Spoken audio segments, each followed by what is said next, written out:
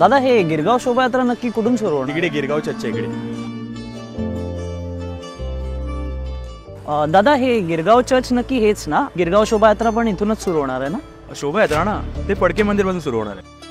फडके मंदिर इथून सरळ गेल्यावर सरळ तिकडे. एक्सक्यूज मी दादा, शोभायात्रा कुठून नक्की सुरू होणार आहे? काही लोक म्हणतात इथून तर काही लोक म्हणतात फडके मंदिर पासून, तर तेच थोडं कळत नाहीये. तुला शोभायात्राच बघायची आहे ना? हो. चल माझ्यासोबत.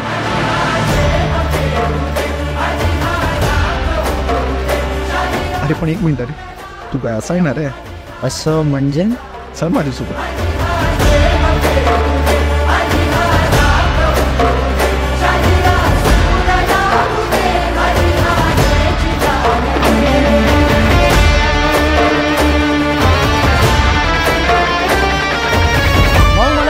समजत नाही, हे फडके मंदिर आणि गिरगाव चर्च लोक असं वेगळं वेगळं का म्हणत होते?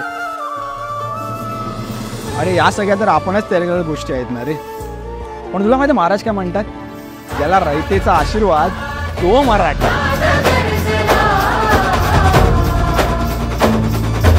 भगवा ज्याचा श्वास तो मराठा. आपल्या सगळ्यांची एकच ओळख, एकच अस्तित्व, एकच बाणा आणि एकच कणा. मराठा मराठा मराठा.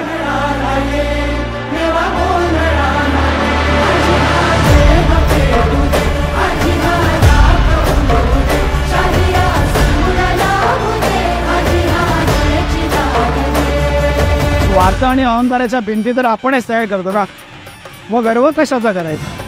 अरे आपण सारे एक आहोत, तो भगवाही एकच आहे, तो म्हणजे हिंदवी स्वराज्याचा.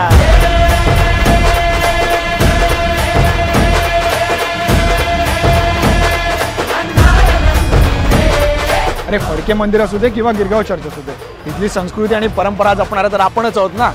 अरे आपलं गिरगाव आहे रे, आणि आपल्या गिरगावची शोभायात्रा आहे. ठीक आहे.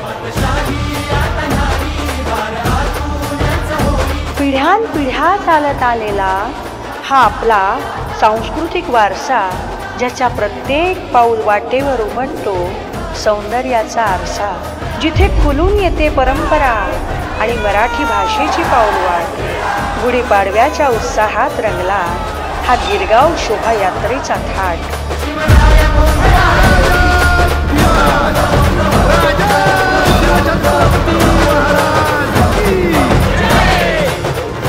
नमो पार्वती पते हर हर.